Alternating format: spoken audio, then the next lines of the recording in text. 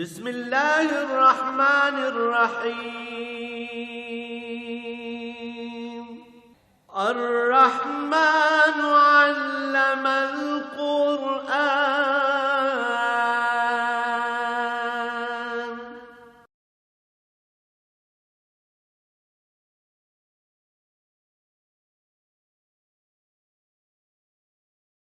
الحمد للہ رب العالمین والصلاة والسلام علی حبیبہ محمد وآلہ وصحبہ اجمعین.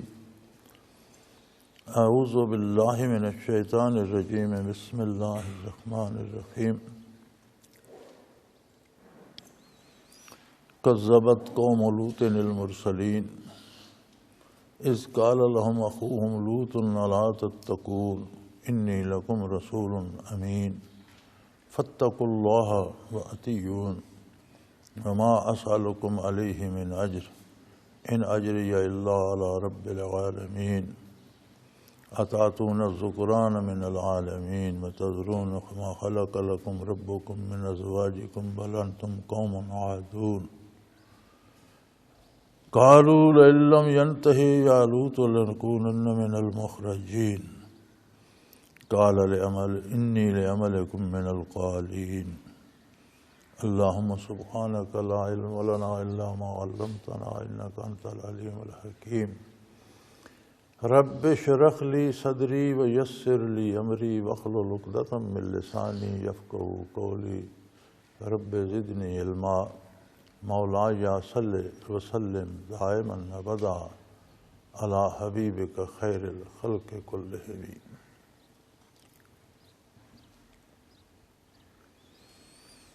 کذبت قوم لوط المرسلین.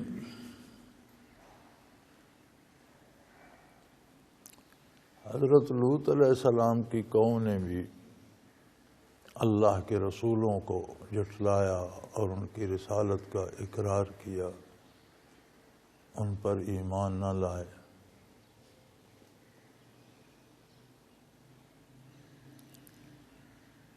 اللہ کے رسول جو تشریف لاتے ہیں دنیا میں اور اللہ کے نبی جو مبعوث ہوتے ہیں، بنیادی بات تو یہ ہے کہ وہ مقصد حیات سمجھاتے ہیں انسان کو کہ اس دنیا میں ہم آزمائش اور امتحان میں آئے ہیں. ہمارے سامنے ہمارا گھر آخرت ہے. جو صحیح سمت سفر کرے گا، اور سفر سے مراد ہے دنیا کے اعمال و کردار. اعمال و کردار کی صحت کے لیے صحت عقیدہ بنیاد ہے. اگر عقیدہ درست نہ ہو تو یہ سمجھنا کہ کردار صحیح ہوگا یہ ناممکن ہے. بنیاد ہی غلط ہو تو اس پر عمارت صحیح کیسے آئے گی؟ تو انبیاء علیہ السلام بنیادی طور پر دعوت عقیدے کی دیتے ہیں، پھر پوری زندگی کا نصاب سمجھاتے ہیں کہ اس عقیدے کے مطابق آپ کو زندگی بسر کرنی ہے تو یہ کرنا ہے، یہ نہیں کرنا. پوری زندگی کا نظام سمجھاتے ہیں.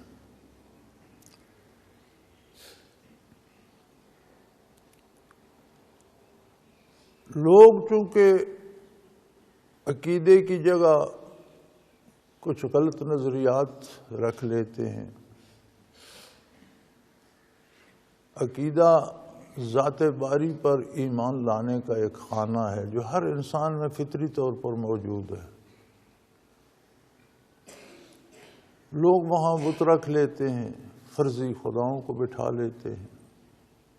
وہ جب بنیاد ہی غلط ہو جاتی ہے تو پھر ان کا سارا کردار زندگی کا غلط ہو جاتا ہے.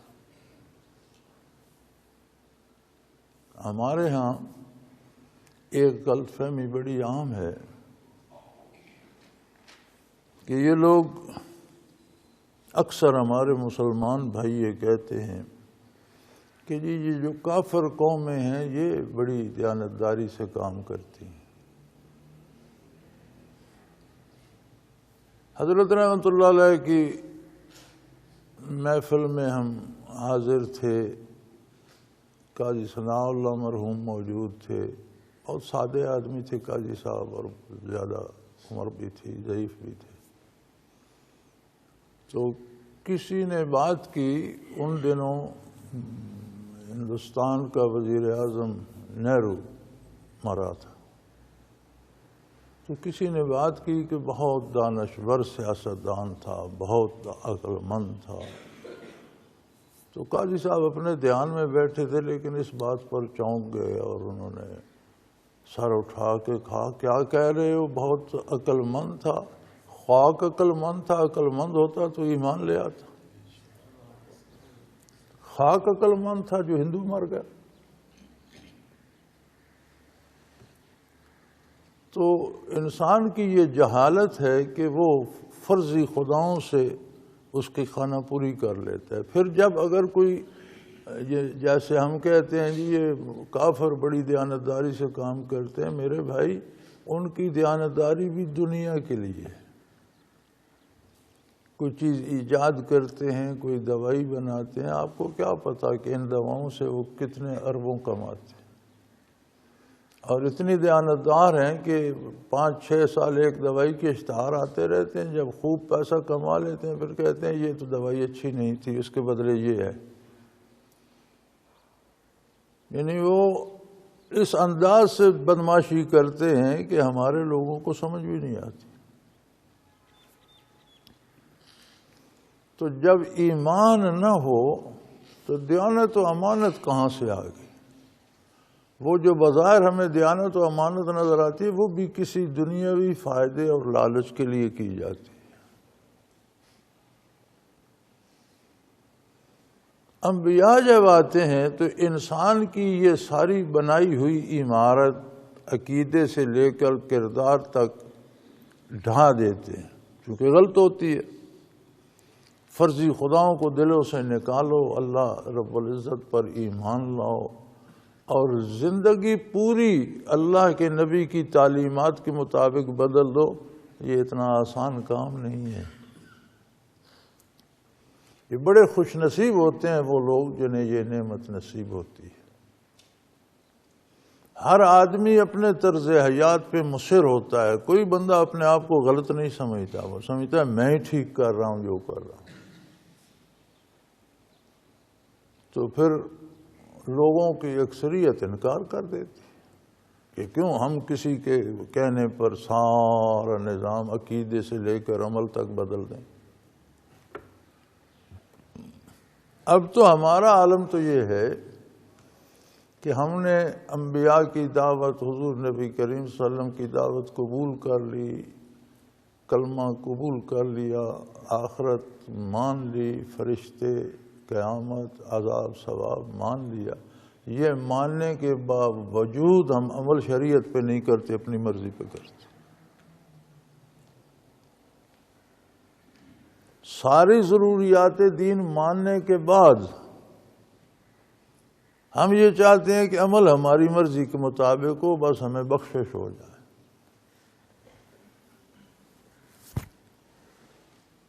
تو لوگوں نے لوط علیہ السلام کی تعلیمات کا بھی انکار کر دیا۔ انبیاء کی دعوت وہی ایک ہوتی ہے، کتنے انبیاء کا ذکر خیر اس صورت میں گزر چکا، کچھ کا آگے آ رہا ہے۔ دعوت سب کی ایک ہی تھی، اذ قال لهم اخوهم لوط الا تتقون، جب ان کے قومی بھائی لوط علیہ السلام نے ان سے کہا کہ تمہیں اللہ سے حیا نہیں آتی؟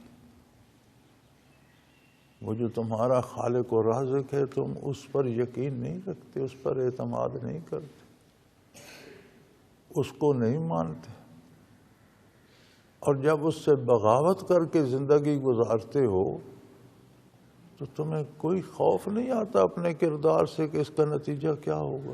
الا تتقون، تمہیں اللہ سے حیا نہیں؟ انی لکم رسول امین، میں اللہ کی طرف سے تمہارے پاس اللہ کا بھیجا ہوا رسول ہوں، اور امانت دار ہوں، یعنی رسالت اور امانت جڑے ہوئے ہوتے ہیں۔ ہر رسول امین ہوتا ہے، کوئی اللہ کا نبی، اللہ کا رسول، اللہ کا پیغمبر اپنی طرف سے کچھ نہیں کہتا، پوری امانت و دیانت سے جو احکام اللہ کی طرف سے آتے ہیں وہ پہنچاتا ہے۔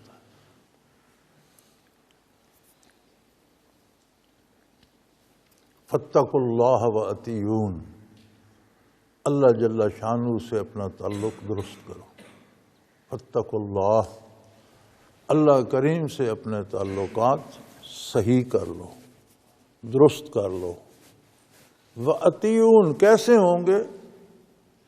اللہ اور بندے کا تعلق کیسے ہوگا؟ جب وہ اپنے نبی کی اطاعت کرے گا۔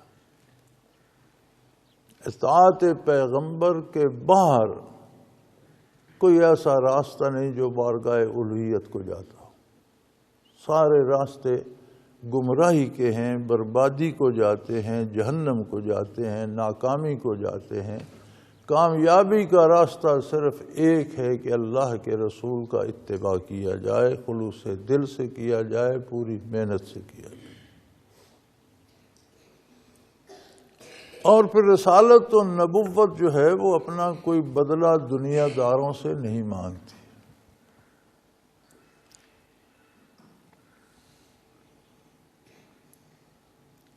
دنیا دار بھی بڑے بڑے لیڈر ہوتے ہیں، قوموں کو، لوگوں کو جمع کر لیتے ہیں۔ کسی کا دعویٰ ہے کہ میرے پاس جوان ہیں، کوئی کہتا ہے میرے ساتھ عورتیں بھی ہیں، مرد بھی ہیں، ساری قوم میرے ساتھ ہے۔ حاصل کیا ہوتا ہے؟ وہ بندہ اقتدار چاہتا ہے، یا چندے جمع کر کر کے امیر ہو جاتا ہے۔ اللہ کے نبی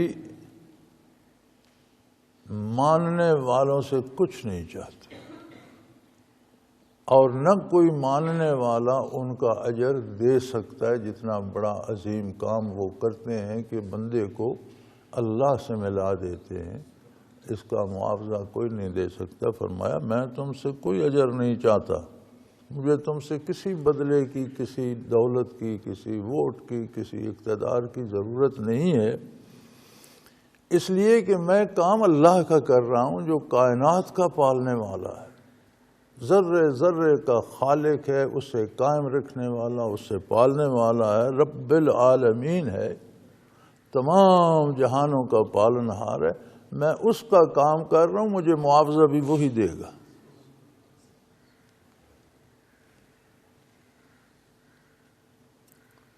آج کل تو اللہ ہمیں معاف کرے،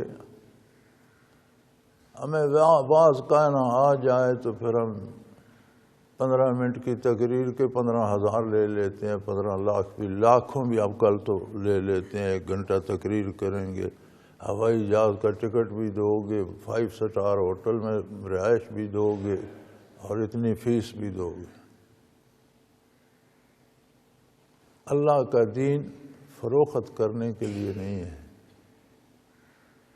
دین کا کام آپ سے نہیں ہو سکتا تو نہ کریں، اس پر معاوضہ لینے کی کیا ضرورت ہے؟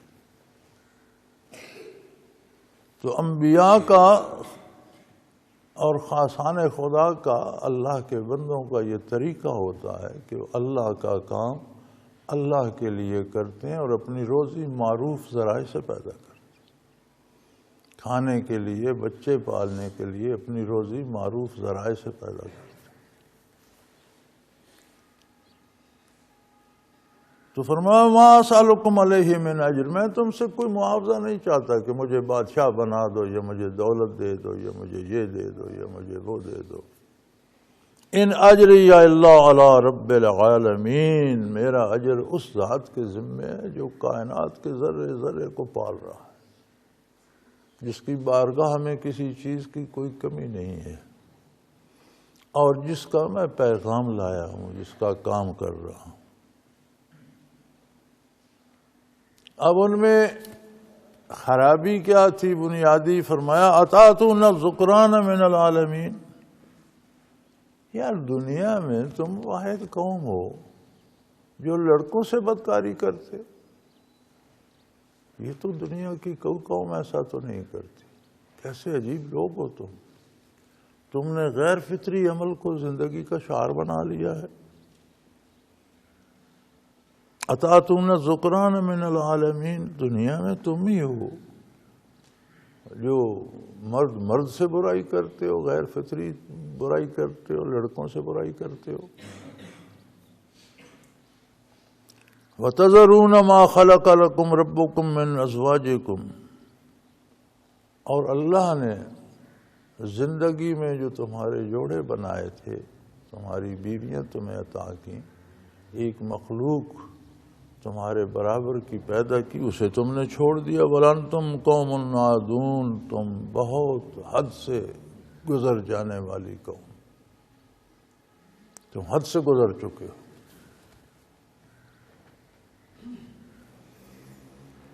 بڑی عجیب بات ہے، دعویٰ تو ہمارا بھی ہے الحمدللہ، اللہ قبول فرمائے، مسلمان ہونے کا بھی، اور نبی کریم صلی اللہ تعالی علیہ وآلہ وسلم کی امت ہونے کا بھی۔ جتنی قومیں تباہ ہوئیں ان میں حد سے بڑی ہوئی کوئی ایک برائی تھی جس کا ذکر قرآن کریم نے کیا، جیسے لوط علیہ السلام کی قوم میں یہ لڑکوں کے ساتھ بدکاری عام تھی، تو اس کا ذکر کیا گیا۔ ہم اپنے کردار پہ نظر کریں تو جتنی گزشتہ اقوام میں ایک برائی ہم نے سب جمع کر لی، اور ہمارے کردار کو دیکھا جائے من حیث القوم تو ہر برائی موجود ہے۔ شاید ہم نے کبھی اس پہ غور ہی نہیں کیا، توجہ ہی نہیں دی۔ اللہ، تو انہوں نے فرمایا تم عجیب قوم ہو کہ مرد لڑکوں سے، مردوں سے بدکاری کرتے ہو، یہ کیسی عجیب بات ہے۔ اللہ نے انسانوں کو بھی جوڑا جوڑا پیدا کیا ہے، تمہاری بیویاں پیدا کی ہیں، تم پر شرعی طریقے سے نکاح کرنا حلال کیا ہے، تو تم پر حلال کی ہیں، پھر ان سے آگے نسل انسانی چلتی ہے، تو تم کدھر نکل گئے ہو، حد سے گزر گئے ہو۔ تو اس کی برائی تو حضرت نے بیان کی، حضرت لوط علیہ السلام نے اس کا نقصان بھی بیان کیا، اللہ کی نافرمانی سے بھی ڈرایا، لیکن وہ کہیں جب کوئی دلیل نہ ہو نا بندے کے پاس، پھر وہ لڑائی پہ اتر آتا۔ اب جواباً ان کے پاس کوئی دلیل تھی نہیں، وہ کہنے لگے قالوا لئن لم ينتہ یا لوط لنکونن من المخرجین، کہ اے لوط اگر تم اپنی ان باتوں سے باز نہ آئے تو ہم تمہیں اور تمہارے ماننے والے جو چند افراد ہیں سب کو شہروں سے نکال دیں گے، پھر تم اپنی الگ بستیاں بساتے پھرنا اور اپنے شہر بناتے پھرنا جو نیکوکاروں کے شہر ہوں گے، ہمارے شہروں سے ہم تمہیں بے دخل کر دیں گے، نکال دیں گے۔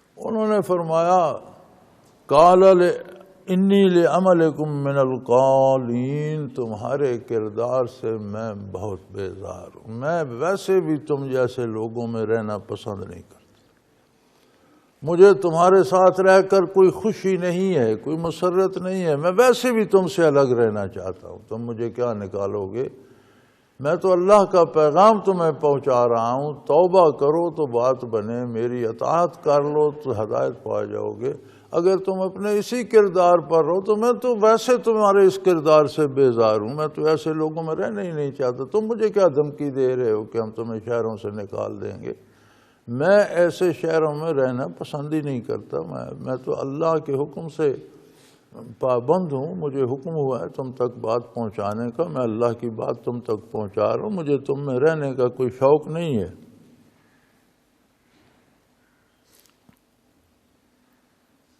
پھر دعا فرمائی رب نجنی واہلی مما یعملون، اے اللہ مجھے اور میرے گھر والوں کو جو کچھ یہ کر رہے ہیں اس سے محفوظ رکھ، نجات عطا فرما، چونکہ جو یہ کر رہے ہیں یہ ایک عمیق گڑھا کھود رہے ہیں جس میں بالآخر سر کے بل گریں گے۔ تو ہم چونکہ ان میں مل جل کر ان کے شہروں میں رہ رہے ہیں، اللہ تو عذاب جب آتے ہیں تو اجتماعی طور پر جو برائی کو لوگ برا نہیں سمجھتے، برائی کرنے والوں کے ساتھ وہ بھی تباہ ہو جاتے ہیں۔ تو میں تو ان کے کردار سے بیزار ہوں، اے اللہ جب ان پر گرفت آئے تو مجھے اور میرے گھر والوں کو محفوظ رکھنا۔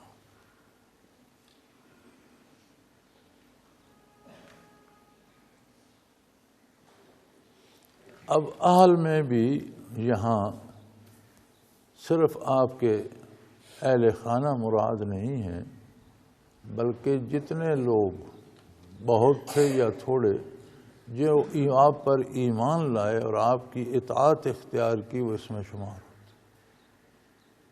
چونکہ جب عذاب آیا تو جن لوگوں کو بچایا گیا ان میں صرف لوط علیہ السلام کے اہل خانہ نہیں تھے، بلکہ لوط علیہ السلام کے گھر کے افراد، ان کی اولاد بھی تھی، اور جو لوگ ان پر ایمان لائے اور اطاعت کرتے تھے وہ بھی تھے، اور ان کی اہلیہ اطاعت نہیں کرتی تھی، رہتی ان کے ساتھ تھی، دل اس کا اس قوم کے ساتھ تھا، اسے نجات نہیں ہوئی، ان کے ساتھ عذاب میں ہلاک ہوئی۔ جسمانی طور پر اللہ کے نبی کے گھر پہ رہتی تھی، ذہنی اور روحانی طور پر اور قلبی طور پر اس کا رابطہ ان سے تھا، لہذا جدھر قلبی تعلق تھا ادھر گئی تو فرمایا فَنَجَّيْنَاهُ وَأَهْلَهُ، ہم نے انہیں اور ان کے متبعین کو بچا لیا، نجات دے دی، ان سب کو، ان کے گھر والوں کو بھی نجات بخشی، انہیں بھی نجات، الا عجوزا فی الغابرین، سوائے اس ایک عمر رسیدہ خاتون کے جو پیچھے رہ گئی اور قوم کے ساتھ تباہ ہو گئی، ہلاک ہو گئی، عذاب کی نظر ہو گئی۔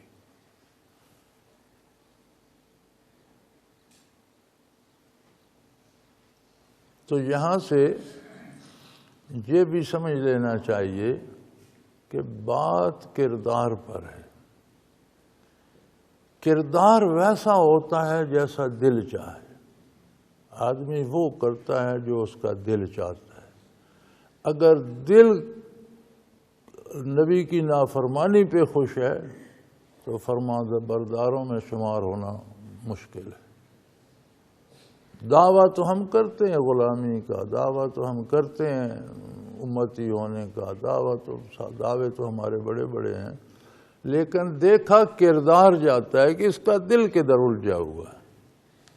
تو اس خاتون کا دل چونکہ کفار کے ساتھ تھا، ان کے ساتھ تباہ ہو گئی۔ ثم دمرنا الآخرین، لوط علیہ السلام کو اور ان کے متبعین کو ہم نے بچا لیا، پھر باقیوں کو تو ہم نے برباد کر کے رکھ دیا، تباہ و برباد کر دیا، ہلاک کر دیا۔ اور ہلاک بھی کیسے کیا؟ فرمایا وَأَمْطَرْنَا عَلَيْهِمْ مَطَرًا، ہم نے ان پر ایک خاص قسم کے پتھروں کا مینہ برسایا، فَسَاءَ مَطَرُ الْمُنذَرِينَ، اور جنہیں ڈرایا گیا تھا اس انجام سے اور باخبر کیا گیا تھا لیکن انہوں نے نہیں مانا تو ان کا انجام بہت برا ہوا، تباہ کر دیے گئے۔ حنفیہ نے یہاں سے اخذ کیا ہے کہ کوئی بندہ اگر لڑکوں سے یا مرد سے بدفعلی کرتا ہے تو اس کو سزا یہی دی جائے جو اللہ نے اس قوم کو دی تھی کہ یا تو اسے بہت زیادہ بلندی سے گرا کر ہلاک کر دیا جائے یا اس کے اوپر کوئی دیوار گرا دی جائے اور اس طرح اسے ہلاک کر دیا جائے۔ یہ سزا ہے امام ابو حنیفہ رحمۃ اللہ تعالی علیہ کے نزدیک مرد سے بدفعلی کرنے کی۔ رہی عورت، تو عورت بھی، بیوی بھی شرعاً حلال ہے شرعی طریقے سے، اگر کوئی اپنی حلال بیوی سے بدکاری کرتا ہے اور اس میں بیوی کی مرضی بھی شامل ہو تب بھی وہ سزا کا مستحق ہو، اس پر حد جاری ہو۔ اور نبی کریم صلی اللہ علیہ وآلہ وسلم نے ایسے مردوں اور ایسی عورتوں دونوں پر لعنت فرمائی، دونوں ملعون ہیں۔ اپنی منقوع بیوی سے بھی غیر فطری فعل حرام ہے، جائز نہیں ہے، اور لعنت کا مستحق ہے جو ایسا کرتا ہے، مرد بھی اور عورت بھی۔ اور اگر ثابت ہو جائے یا پکڑے جائیں تو ان کی سزا بھی وہی ہوگی۔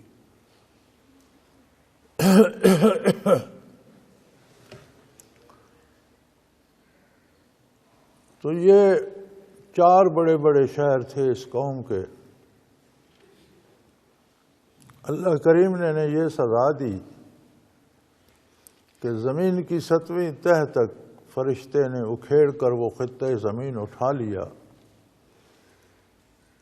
اور آسمان کے اتنے قریب لے گیا جہاں سے مرغوں کی اذان سنائی دیتی ہیں جتنے فاصلے سے، وہاں سے الٹ کر انہیں پھینک دیا، اور پتھروں کی، خاص قسم کے پتھروں کی بارش ہوئی ان پر۔ آج بھی وہ جگہ جہاں ان کی آبادی تھی وہ ان کے غرق ہونے سے بہت بڑا گڑھا بن گیا، اور اس میں دریا کے گرتے ہیں، اور وہ ایک بحیرہ بنا ہوا ہے بہت بڑا، بڑی جھیل بہت بڑی، اسے بحیرہ مردار کہتے ہیں۔ آج بھی اس کے پانی میں کوئی چیز زندہ نہیں رہتی، کوئی مینڈک، کوئی مچھلی، کوئی آبی جانور اس میں زندہ نہیں ہوتا، اس کا نام ہے بحیرہ مردار ہے۔ جو دریا باہر سے آ کے اس میں گرتا ہے، اس میں زندہ مچھلیاں آتی ہیں، دریا میں آتی ہیں، جب اس میں گرتی ہیں تو مر جاتی، تو اس میں آج بھی کوئی زندگی کے آثار نہیں ہیں، موجود ہے بحیرہ مردار۔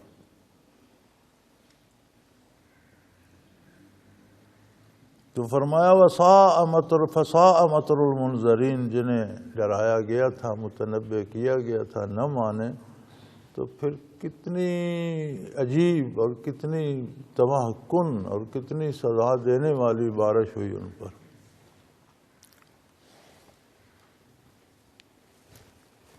ان فی ذالک الآیہ، اس میں بہت بڑے دلائل ہیں، نشانیاں ہیں، اللہ کریم کی عظمت کو نہ ماننے کی، اللہ کے نبی کی اطاعت نہ کرنے کی کتنی عبرتناک سزائیں ہیں، اور یہ تو دنیا میں ہے۔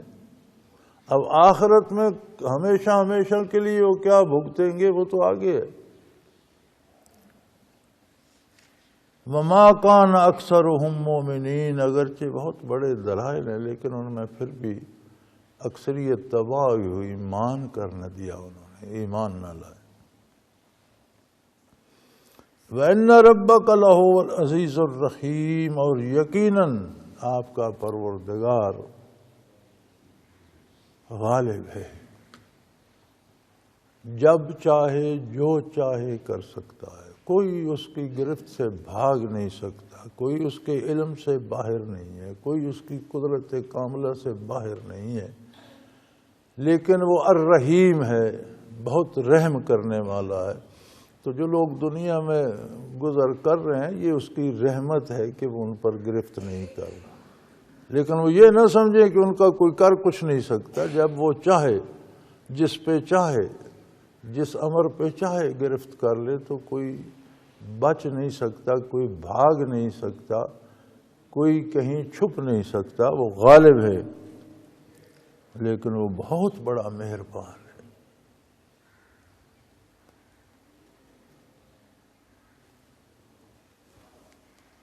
کذب اصحاب الایکۃ المرسلین،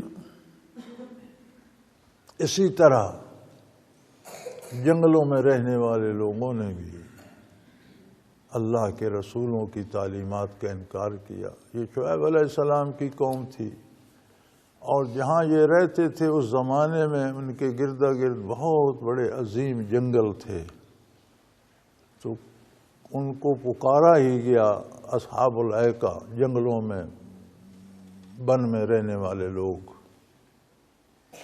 ان کی طرف شعیب علیہ السلام مبعوث ہوئے تھے، یہ ان کی قوم تھی۔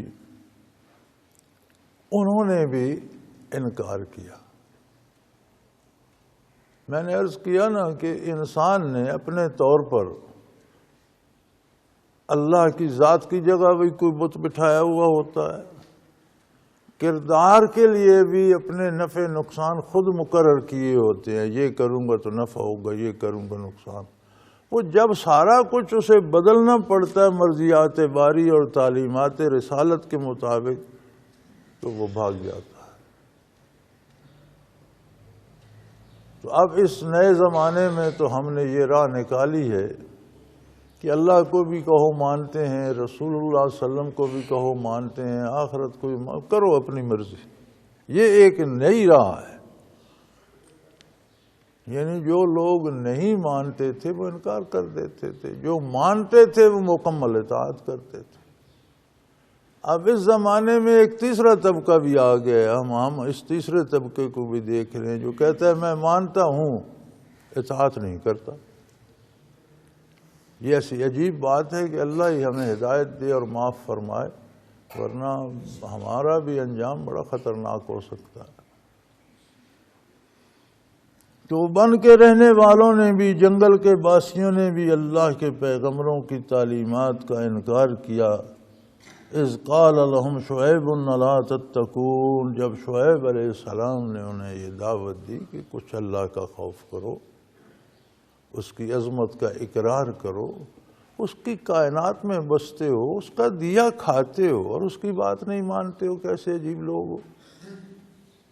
اس نے تمہیں پیدا کیا، اس نے تمہیں بے پناہ نعمتیں دیں، اس نے بہت بڑا نظام بنایا، تمہیں دل دیا، دماغ دیا، حواس خمسہ دیے، پھر مال دیا، صحت دی، عمر دی، اولادیں دی، رشتے دیے، اقتدار دیا، دولت دی۔ کون سی نعمت ہے جو وہ تمہیں نہیں دے رہا اور تم اس کی عظمت کا انکار کیے پھرتے ہو؟ کیسے عجیب لوگ ہو۔ اس بات سے تمہیں ڈر نہیں آتا کہ یہ جو کر رہے ہو یہ بہت بڑی گستاخی ہے اور اس پر پکڑے جاؤ گے، سزا ہوگی۔ انی لکم رسول امین، میں تمہارے لیے اللہ کا فرستادہ، اللہ کا پیغمبر ہوں اور امانت دار ہوں۔ میں اپنی طرف سے تمہیں کچھ نہیں کہتا، کچھ نہیں بتاتا، اپنی ذاتی رائے سے کچھ نہیں کہتا، وہی پوری امانت اور دیانت سے وہی بات تم تک پہنچاتا ہوں جو اللہ نے پہنچانے کا حکم دیا ہے۔ فاتقوا اللہ واتیون، اللہ کی عظمت کا اقرار کرو، اس کی عظمت سے ڈرو، اپنے کردار سے ڈرو، اس کی نافرمانی کر رہے ہو، اور اس ساری مصیبت سے بچنے کا ایک ہی راستہ ہے، وَأَطِيعُونَ، میری اطاعت کرو، جو میں کہتا ہوں وہ دل سے مانو اور اس پر عمل بھی کرو۔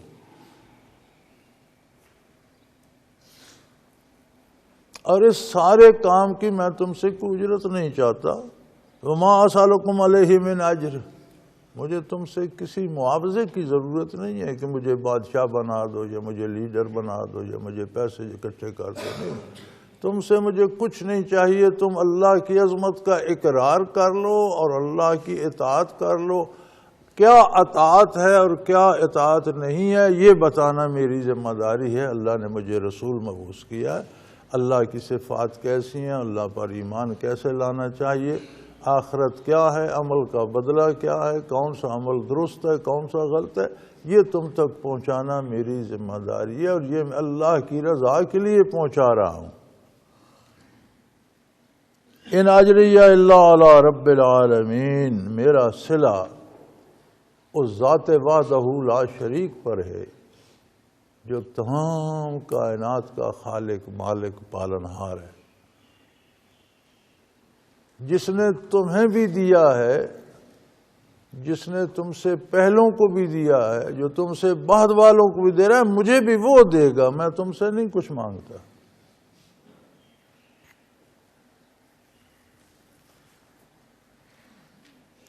اب ان میں خرابی کیا تھی؟ میں نے عرض کیا نا کہ ہر قوم میں ایک ایک خرابی سرے پر تھی۔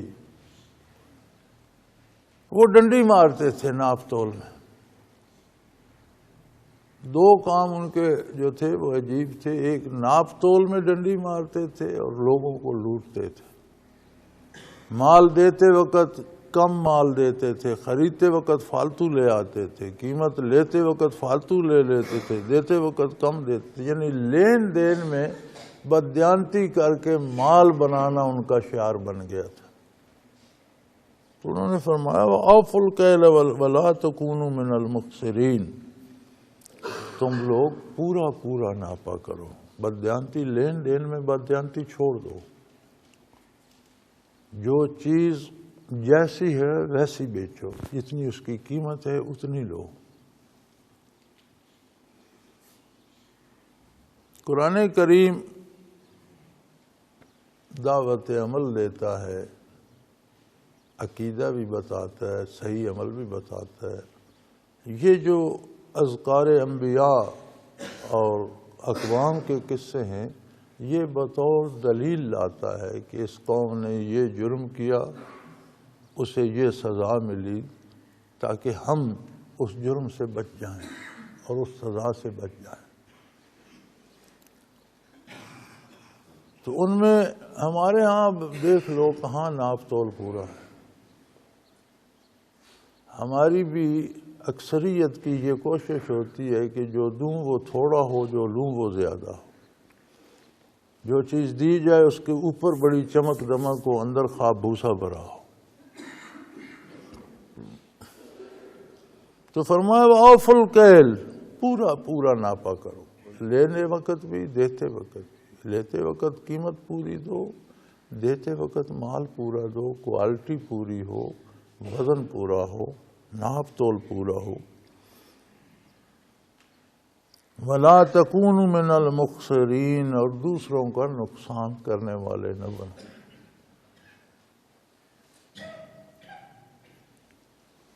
نبی کریم صلی اللہ علیہ وآلہ وسلم گزرے تو کسی صحابی کا کاروبار تھا گندم کا، تو اس کے سامنے ڈھیر لگا ہوا تھا گندم کا. تو حضور اکرم صلی اللہ علیہ وسلم نے اس میں ہاتھ مبارک ڈالا تو اندر سے وہ گندم آپ کو ذرا گیلی سی لگی، اس میں کچھ نمی تھی. تو آپ نے فرمایا اس میں تو نمی ہے. عرض کیے کہ یا رسول اللہ جب مٹی اور خاک جو باریک مل جاتی ہے دانوں میں، وہ علیحدہ کرنا مقصود ہو تو پھر انہیں پانی سے گزارتے ہیں، تو مٹی پانی میں حل ہو کر نکل جاتی ہے اور دانے صاف ہو کر سامنے آ جاتے ہیں. پھر انہیں ہم سکھاتے ہیں لیکن کچھ نمی اس میں ہے. آپ نے فرمایا پھر یہ تو درست ہے، لیکن کوئی خریدنے آئے تو اسے بتانا کہ اس کے اندر نمی ہے.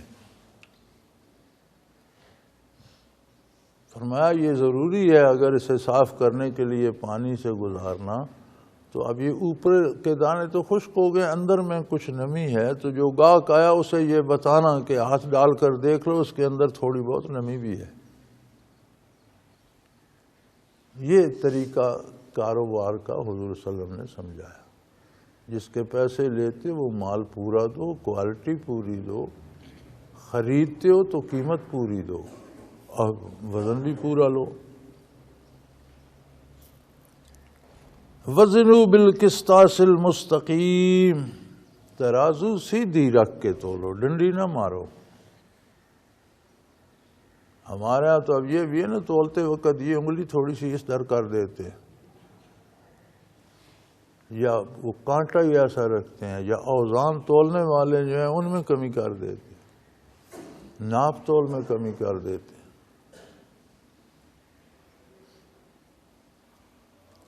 وَلَا تَبْخَسُوا النَّاسَ أَشْيَاءَهُمْ وَلَا تَعْثَوْا فِي الْأَرْضِ مُفْسِدِينَ.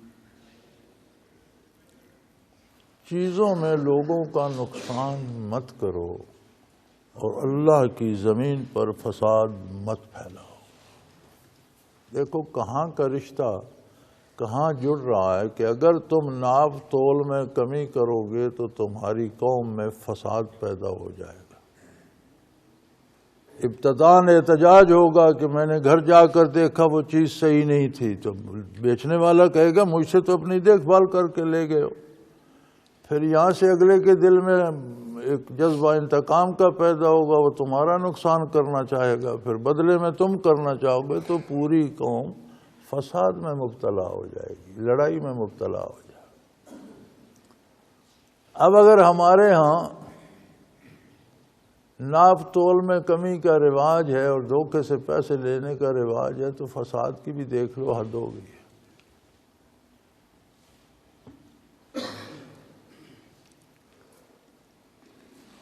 بیماری کے ہمارے ہاں طریقہ علاج دو ہیں، ایک کو ایلوپیتھی کہتے ہیں اور ایک کو طب کہتے ہیں۔ ایک یہ جو انگریزی ادویات آتی ہیں یہ ہے، ایک جو دیسی ادویات۔ جتنی انگریزی ادویات ہیں ان کا نشانہ مرض کا خاتمہ ہوتا ہے، لہذا آپ ٹیکہ لگواتے ہیں یا انگریزی گولی کھاتے ہیں تو فوراً آرام آ جاتا ہے۔ جو دیسی طریقہ علاج ہے وہ اس سے مختلف ہے، اس کا ٹارگٹ بیماری کی جو وجہ ہے، سبب ہے، جڑ ہے، اس کو ختم کرنا ہوتا ہے۔ آپ جب دیسی طریقہ علاج سے دوا لیتے ہیں تو اس میں کچھ دن لگ جاتے ہیں، لیکن ہوتا یہ ہے کہ بیماری ہمیشہ کے لیے ختم ہو جاتی ہے، اور ولایتی دوائی سے بیماری ٹھیک ہو جاتی ہے لیکن دوسرے دن پھر ہو جاتی ہے، کیونکہ اس کا وہ سبب جو ہے وہ ختم نہیں کیا جاتا۔ اب ہماری بیماری ہے کہ پوری قوم ایک عذاب میں مبتلا ہے، اور وہ عذاب ہے فساد کا۔ گلیوں میں بھی گولی چل رہی ہے، محلوں میں بھی چل رہی ہے، عبادت خانوں میں بھی چل رہی ہے، اور مقابر اور قبرستانوں میں بھی چل رہی ہے۔ زندوں کو بھی اڑا رہے ہیں، مردوں پر بھی بم برسا رہے ہیں۔ ایلوپیتھی علاج تو اس کا یہ ہے جو ملٹری آپریشن ہو رہا ہے، لیکن اصل علاج اس کا یہ ہے کہ وہ بنیادی وجہ ختم کی جائے جس کا یہ نتیجہ ہے۔ وہ علاج قرآن کریم بتاتا ہے کہ ناپ تول میں کمی نہ کرو ورنہ یہ عذاب، فساد کا عذاب آ جائے گا تم پر۔ وَلَا تَبْخَسُوا النَّاسَ أَشْيَاءَهُمْ، لوگوں کی چیزوں میں کمی مت کرو، لوگوں کو نقصان مت پہنچاؤ۔ وَلَا تَعْثَوْا فِي الْأَرْضِ مُفْسِدِينَ، اور زمین پر فساد نہ مچاؤ، کیونکہ یہ دونوں کام کرتے تھے، رازنی بھی کر لیتے تھے، یہ بھی زمین پر فساد ہے، اور ناپ تول میں کمی بھی فساد کی بنیاد اور جڑ ہے۔ تو تم پر آپس میں لڑائی بھڑائی اور فساد کی مصیبت آ جائے گی، اس سے بچو۔ اللہ ہمیں توفیق دے اور ہمارے حکمرانوں کو یہ شعور دے کہ ہمیں اگر اس لڑائی اور فساد کو ہمیشہ کے لیے ختم کرنا ہے تو ہم اپنا ناپ تول اور کوالٹی تو پوری رکھیں۔ یہاں تو عالم یہ ہے کہ جو زندگی بچانے کی دوائیں ہیں اور جو بہت بڑی مہنگی ہوتی ہیں اور جو آخری علاج کے طور پر استعمال، وہ بھی جعلی، ان میں بھی نقلی ملتی ہیں۔ غریب آدمی زمین بیچ کر، گھر بیچ کر، کوئی قطع زمین کا رہن رکھ کر، کسی سے قرض لے کر وہ دوائی لے کے آتا ہے اور وہ نقلی ہوتی ہے، اس کا وہ گھر بھی بک جاتا ہے اور مریض بھی مر جاتا ہے، اور کوئی کنٹرول نہیں، نہ حکومت کا۔ یار عجیب بات ہے، اسلامی جمہوریہ پاکستان، ہم تو روز خبروں میں پڑھتے ہیں جی اتنے من گدھے کا گوشت پکڑا گیا ہوٹلوں پر جا رہا تھا، اتنے من کتے کا گوشت پکڑا گیا ہوٹلوں پہ جا رہا تھا۔ آج ہماری مارکیٹ میں گرم مرغی کا یہ ریٹ ہے، ٹھنڈی مرغی کا یہ ریٹ ہے، ٹھنڈی کون سی جو حرام ہو گئی اور مارکیٹ میں بک رہی ہے، نہ کوئی پوچھنے والا ہے، نہ کوئی روکنے والا، نہ کسی کو شرم آتی ہے، نہ حیا آتی ہے۔ یہ تو جو گدھے کا گوشت اور کتے بیچ رہے ہیں یہ کم از کم چوری تو کرتے ہیں، تو مرغی والے تو دیدہ دلیری سے مارکیٹ میں رکھ کے بیٹھے ہیں جی یہ گرم مرغی ہے، یہ اپنے سامنے ذبح کرا رہا، اور یہ جو مری پڑی ہے یہ ٹھنڈی ہے، یہ سستی۔ اب جس قوم کا یہ حال ہو چکا ہو، فساد نہیں ہوگا، لڑائی نہیں ہوگی تو کیا ہوگا؟ یہ جو ہم آپریشن کر رہے ہیں اچھی بات ہے، یہ فوری علاج ہے، عارضی علاج ہے۔ اس کا مستقل علاج یہ ہے کہ حکومت ایسے ادارے آخر کافر حکومتوں میں بنائے ہوئے ہیں، وہاں کوئی نقلی چیز نہیں چل سکتی، نقلی چیز نہیں بک سکتی۔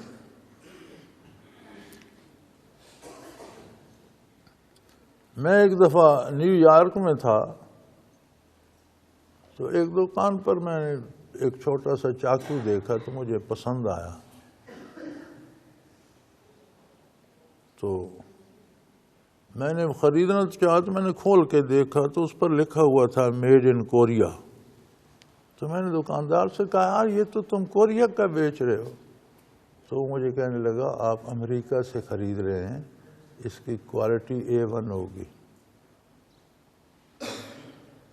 میں نے کہا ہمارے ہاں تو جو کوریا کا مال آتا ہے وہ گھٹیا ترین اور سارا نقلی اتر سکے، جہاں امریکہ میں جو آتا ہے کوالٹی چیک ہے، وہ پورا معیاری ہوگا تو امریکہ میں بکے گا، اور یہاں اس لیے آتا ہے کہ وہاں مزدوری سستی ہے، تو بہت سے امریکن کمپنیوں نے بھی وہاں کارخانے لگائے ہوئے ہیں، تو وہاں انہیں چیز سستی بن جائے۔ امریکہ میں مزدور مہنگا ہے، وہاں مزدور سستا مل جاتا ہے، تو اس پر لکھا ہوا تو کوریا ہے لیکن اس کی کوالٹی وہی ہے جو امریکہ میں اگر بنتا تو کوالٹی ہوتی۔ میرا خیال ہے ابھی بھی کہیں میرے اس شکاری جھولے میں پڑا ہوگا، اور واقعی اس کی کوالٹی ٹھیک تھی۔ یار کافروں نے بھی اگر اتنا اہتمام کیا ہوا ہے تو کیا مسلمان حکمرانوں سے نہیں ہو سکتا؟ مڈل ایسٹ میں جائیں آپ، کوئی چیز نقلی نہیں ملتی، کوالٹی چیک ہے، اگر کوئی ذرا سی گڑبڑ ہوتی ہے تو ان کے جہازوں کے جہاز وہ واپس کر دیتے ہیں، عموماً ہمارے ہی ہوتے ہیں کہ یہ مال اچھا نہیں ہے واپس لے جاؤ۔ تو دنیا پر فساد کو روکنے کے لیے دیانت و امانت شرط ہے۔ جہاں بددیانتی ہوگی، جہاں امانت میں خیانت ہوگی، وہاں فساد بھی ہوگا۔ وَاتَّقُوا الَّذِي خَلَقَكُمْ وَالْجِبِلَّةَ الْأَوَّلِينَ، اس عظیم مالک سے، اس اللہ سے ڈرو جس وحدہ لا شریک نے تمہیں پیدا کیا، تم سے پہلے بے شمار لوگوں کو پیدا فرمایا، تم اللہ کی بہترین تخلیق ہو، بے پناہ مخلوق پیدا کی اس نے، تمہیں شرف انسانیت سے نوازا۔ اگر تمہیں گدھا بلا کتا بنا دیتا تو کون روکتا تھا اسے؟ اس کا احسان مانگو، تمہیں شرف انسانیت سے نوازا، اور پھر انسان بن کے دکھاؤ۔ اس نے تمہیں انسان پیدا کیا، تم جانوروں والی خصلتیں لے کے بیٹھ گئے۔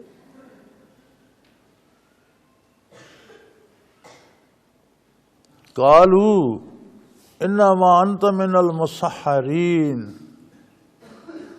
قوم نے جواب یہ دیا کہ ایسے لگتا ہے کسی نے آپ پر جادو کر دیا، آپ کا دماغ خراب ہو گیا، آپ پر کسی نے سحر کر دیا ہے، کسی نے جادو کر دیا ہے۔ جو لوگ اللہ کی راہ سے بھٹکتے ہیں اور گمراہ ہوتے ہیں نا، ان کی خلاف مرضی کوئی بات ہو تو کہتے ہیں کسی نے جادو کر دیا۔ یہ آج آپ اپنے معاشرے میں بھی دیکھیں، ہم جو مسلمان کہلاتے ہیں، ہر بندہ اس بات میں گرفتار ہے جی مجھ پر کسی نے جادو کر دیا۔ حتیٰ کہ یہاں تک کہتے ہیں جی میرا روزگار کسی نے باندھ دیا ہے، میری شادی کسی نے باندھ دی ہے، میری اولاد کسی نے باندھ۔ یار اللہ کا خوف کرو، یہ کائنات کا نظام اللہ نے جادوگروں پر چھوڑ دیا کہ جو چاہیں کریں۔ اللہ پر اگر ایمان ہے تو اس کی صفات پر بھی ایمان لاؤ۔ وہ خود خالق و مالک ہے، جسے وہ پیدا کرنا چاہتا ہے کوئی جادو سے روک نہیں سکتا، جسے وہ مارنا چاہتا ہے کوئی اسے زندگی نہیں دے سکتا، جس پر وہ مفلسی بھیج دیتا ہے کوئی اسے جادو سے امیر نہیں کر سکتا، اور جسے دولت دے دیتا ہے کوئی جادوگر اسے روک نہیں سکتا۔ یہ جادوگر جتنے ہیں یہ جانے والوں سے پیسے لے کر اپنا گزارا کرتے ہیں، تو یہ اتنے کامل ہیں تو اپنی روزی تو پیدا کر لیں، آپ سے تو پیسے نہ لیں، لوگوں سے تو ٹکے نہ مانگیں۔ لیکن یہ انسانی عادت بڑے عرصے سے آ رہی ہے، پرانی قوموں سے آ رہی ہے، وہ کہنے لگے کسی نے آپ پر جادو کر دیا۔ آج میں حیران ہوتا ہوں، ہر بندے پر جادو ہوا ہے، جسے جو چیز پسند نہیں نہ آتی وہ کہتا ہے یہ کسی نے مجھ پر جادو کر دیا۔ اچھا دکان نہیں چل رہی، کسی نے باندھی، میں کہتا ہوں اللہ کے بندے اپنی غلطی تلاش کرو، تمہاری دکان کیوں نہیں چل رہی؟ کیا تم مال ناقص بیچتے ہو؟ کیا تم مہنگا زیادہ بیچتے ہو؟ کیا تم بددیانتی کرتے؟ کیوں لوگ تم سے نہیں خریدتے؟ اگر کوئی وہ غلطی ہے تو وہ دور کرو، چل پڑے گی۔ اس طرف نہیں جاتے، نہیں جی کسی نے جادو کر دیا، کمال ہے۔ اولاد نہیں ہو، کسی نے باندھ دیا ہو، یار جو بندہ اللہ پیدا کرنا چاہتا ہے اسے باندھے گا کون؟ یہ باندھنے والے ہوتے تو کسی مرنے والے کو باندھ کر روک لیتے کہ جی نہیں مرنے نہیں دیں گے، یہ 20 سال اور رہے گا۔ لیکن یہ ایمان کی کمزوری کی دلیل ہے۔ تو کہنے انبیاء کو بھی کہنے لگے آپ پر کسی نے جادو کر دیا، آپ بہکی بہکی باتیں کرتے ہیں۔ وما انت الا بشر مثلنا، آپ بھی تو ہماری طرح انسان ہی ہیں بھائی، کون سی نبوت؟ آپ کو کون سے سرخاب کے پر لگ گئے؟ کھاتے پیتے ہیں، سوتے جاگتے ہیں، بیمار ہوتے ہیں، صحت مند ہوتے ہیں، بچے تھے بڑے ہوئے، جوان ہوئے، بوڑھے ہو رہے ہیں۔ تو یہ سارا جو عمل عام انسان سے ہوتا ہے وہی آپ بھی ہماری طرح انسان ہی ہیں۔ وَإِنَّ نَظُنُّكَ لَمِنَ الْكَاذِبِينَ، ہم آپ کو جھوٹا ہم سمجھتے ہیں آپ جھوٹ بول رہے ہیں، کوئی اللہ نے آپ کو نبی نہیں بنایا، کوئی اللہ نے پیغام۔ اب وہ اللہ کے احکام کو، نبی کے پیغام کو اس لیے جھوٹا کہہ رہے ہیں کہ جو کچھ ہم نے اپنی نیت کر رکھی ہے اور دل میں بٹھا وہ صحیح ہے۔ اور ہمارے آج کے معاشرے کا بگاڑ اور گھروں سے اجڑنے کا سبب بھی یہی ہے کہ جو میاں طے کر لیتے کہتے ہیں میں سچا ہوں، جو بیوی طے کر لیتے کہتے ہیں تم جھوٹے ہو میں سچی ہوں۔ بالآخر طلاقیں ہوتی ہیں، اجڑتے ہیں، پھر لڑتے ہیں ایک دوسرے کے ساتھ، مرتے ہیں، مقدموں تک جاتے ہیں۔ کوئی بندہ دوسرے کی بات سننے کو تیار نہیں ہے کہ شاید میں نے جو رائے قائم کی ہے ممکن ہے اس میں کوئی غلطی ہو، اس کی رائے بہتر ہو۔ سن تو لینی چاہیے، بیٹھ کر بات تو کر لینی چاہیے۔ نہیں، ہر بندہ اپنے آپ کو پکا سمجھتا ہے اور دوسرا جو ہے یہ پاگل ہے۔ پھر وہ اس سے ایک قدم آگے بڑھ گئے، کہنے لگے اگر تم سچے ہو اور اللہ کے نبی ہو فَأَسْقِطْ عَلَيْنَا كِسَفًا مِّنَ السَّمَاءِ إِن كُنتَ مِنَ الصَّادِقِينَ، اگر تم اللہ کے سچے نبی ہو تو ہم نہیں مانتے، پھر تم ایسا کرو ہم پر آسمان کا کوئی ٹکڑا گرا دو۔ انسان جب بھٹکتا ہے نا تو پھر اسے شیطان گمراہی کی انتہا تک، گستاخی کی انتہا تک لے جاتا ہے۔ وہ کہنے لگے اگر آپ سچے ہیں تو ہم پر آسمان گرا دیجئے، کوئی ٹکڑا آسمان کا ہماری آبادی پہ گرا دیجئے اور ہم تباہ ہو جائیں۔ جب تباہ ہو جاؤ گے تو پھر کیا مانو گے؟ انہوں نے فرمایا قال ربی اعلم بما تعملون، انہوں نے فرمایا سزا دینا یا انعام دینا یہ میرا کام نہیں ہے، یہ اس رب العالمین کا کام ہے۔ وہ چاہے تو تم پر آسمان گرا دے، نہ چاہے نہ گرا، یہ میرا کام اللہ کا پیغام پہنچانا ہے، میرا کام تم پر عذاب یا ثواب نازل کرنا نہیں ہے۔ میں نے تمہیں اجر اور بدلہ نہیں دینا، یہ اس رب العالمین نے دینا ہے جو کائنات کا پالنہار ہے، اور وہ جانتا ہے کہ کون کیا کر رہا ہے، اس کے مطابق اسے بدلہ مل جائے گا، اس سے کوئی چیز چھپی ہوئی نہیں، وہ جانتا ہے، اور جزا و سزا وہ دے گا، میں نہیں۔ ہمارے ہاں فساد کی ایک وجہ یہ بھی ہے کہ ہم خود فوراً سزا دینا چاہتے ہیں، ہم عدالتوں تک بھی جانا گوارا نہیں کرتے، اچھا گولی چلا دو، مار دو، سر پھاڑ دو۔ انہوں نے فرمایا میرا یہ کام نہیں ہے کہ میں تمہیں سزا دوں یا کوئی انعام دوں، یہ اس کا کام ہے، اور وہ جانتا ہے تم کیا کر رہے ہو، تمہارے دل میں کیا ہے، تمہارے ارادے کیا ہے، وہ جانتا ہے، اور اس کی اپنی مخلوق ہے۔ فَكَذَّبُوهُ، ان سب باتوں کے باوجود انہوں نے شعیب علیہ السلام کی بات نہ مانی، انکار کر دیا۔ فَأَخَذَهُمْ عَذَابُ يَوْمٍ ذُلَّةٍ، پھر اللہ نے ان پر عجیب عذاب نازل فرمایا، بارش نہ ہوئی، خشک سالی ہو گئی، پھر ایک دن گرمی پڑی اور بے پناہ گرمی پڑی، نہ اندر بیٹھا جا رہا تھا نہ باہر۔ تڑپ رہے تھے لوگ، تو ایک قطعے جنگل کے ایک قطعے پر بادل آ گیا، جس طرح کوئی خیمہ لگا دیتا ہے، ذلہ جس طرح خیمہ لگا دیا جاتا ہے، چھاؤں کر دی اس نے۔ سارے بھاگے، ساری قوم اس کے نیچے جمع ہو گئی کہ باہر تو کوئی حالت نہیں۔ جب اس کے نیچے آ گئے تو اس سے آگ برسنا شروع ہو گئی اور تباہ ہو کر برباد ہو کر رہ گئے۔ فرمایا فَكَذَّبُوهُ، انہوں نے میرے نبی کی تعلیمات کا انکار کیا۔ فَأَخَذَهُمْ عَذَابُ يَوْمِ الظُّلَّةِ، انہیں اس صاحبان کے عذاب نے پکڑ لیا۔ وہ بظاہر تو بڑا صاحبان نظر آ رہا تھا، بادل چھا گیا، چھاؤں بن گئی، نیچے ٹھنڈی ہوا چل رہی ہے، باہر گرمی سخت ہے، تپش ہے۔ جب وہ سارے کے نیچے پہنچے اس میں سے آگ برسنا شروع ہو گئی اور تباہ و برباد ہو کر رہ گئے۔ اِنَّهُ كَانَ عَذَابَ يَوْمٍ عَظِيمٍ، وہ بہت بڑے دن کا عذاب تھا، یعنی بہت، جب مشکل آتی ہے نا تو ایک لمحہ بھی سال کا لگتا ہے۔ وہ دن انہیں بہت بڑا لگ رہا تھا جب ان پر آگ برس رہی تھی کہ کب ختم ہوگی، کتنی دیر ہو گئی، تباہ و برباد کر کے رکھ دیے۔ إِنَّ فِي ذَلِكَ لَآيَاتٍ مَا كَانَ أَكْثَرُهُم مُؤْمِنِينَ، ان باتوں میں کتنی دلیلیں تھیں عظمت الہی کی، ہدایت کی، نیکی کی، لیکن انہوں نے کوئی بات نہیں مانی، ان کی اکثریت برائی پر رہی۔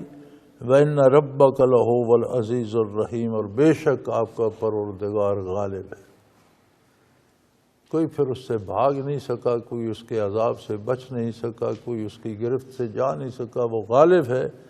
اور جو بچے ہوئے انہیں یہ دیکھنا چاہیے کہ وہ رحیم بھی ہے، اس کی رحمت ناپیدا کنار ہے۔ اگر باز نہ آئے تو اسی انجام کو پہنچے گی۔ سو جو بچے ہوئے ہیں ان کے پاس مہلت ہے توبہ کرنے کی، رجوع اللہ کرنے کی، اللہ کریم کو جیسے اس کی ذات ہے اور جیسے اس کی صفات ہیں ماننے کی، اور اللہ کے نبی کی اطاعت کرنے کی۔ وآخر دعوانا ان الحمدللہ رب العالمین۔ اللہ اللہ اللہ اللہ اللہ اللہ اللہ اللہ۔ حضرت امیر محمد اکرم آوان مد ظلہ العالی دارالعرفان منارہ ضلع چکوال میں سالہ سال سے قرآن و حدیث کے اوپر خطابات کر رہے ہیں اور سلسلہ نقشبندیہ اویسیہ کے مطابق لوگوں کو ذکر الہی کی تربیت دے رہے ہیں۔ وہ قرآن پاک کی تفسیر ترتیب وار بیان کر رہے ہیں۔ تفسیر قرآن کو وہ موجودہ ملکی اور بین الاقوامی حالات کے مطابق بیان کرتے ہیں۔ موٹر وے سے کلر کہار کے انٹرچینج سے نکلتے ہوئے، کلر کہار کی جھیل سے ہوتے ہوئے، میانی، بوچھال اور نور پور سے گزرتے ہوئے دارالعرفان منارہ پہنچ سکتے ہیں۔ حضرت امیر محمد اکرم آوان نے بچیوں اور بچوں کی دینی اور دنیاوی تعلیم کے لیے سقارہ اکیڈمی کے نام سے ایک درسگاہ بھی قائم کی ہے، جس کا افتتاح ملک پاکستان کے صدر جنرل محمد ضیاء الحق نے اپنے دست مبارک سے کیا تھا۔ وہ تمام احباب جو اسلام کی طلب رکھتے ہیں ان سے گزارش ہے کہ دارالعرفان منارہ ضلع چکوال میں امیر محمد اکرم آوان صاحب کے خطابات سے مستفید ہوں۔ وہ ہر جمعے کو نماز سے پہلے بیان فرماتے ہیں۔ ہر ماہ کی پہلی اتوار کو ماہانہ اجتماع ہوتا ہے جس میں آپ خصوصی خطاب فرماتے ہیں اور پاکستان کے چاروں صوبوں سے احباب اس اجتماع میں شرکت کرتے ہیں۔ اس کے علاوہ یہاں سال میں 2 مرکزی اجتماعات بھی ہوتے ہیں، ایک رمضان المبارک میں اعتکاف کا اجتماع اور دوسرا جولائی اور اگست میں 40 دن کا اجتماع ہوتا ہے جس میں روحانی تربیت کی جاتی ہے۔ اپنا خون سیماب دے کر اتنا ہم کر جائیں گے، نام آقا کا چمن میں پھر رقم کر جائیں گے۔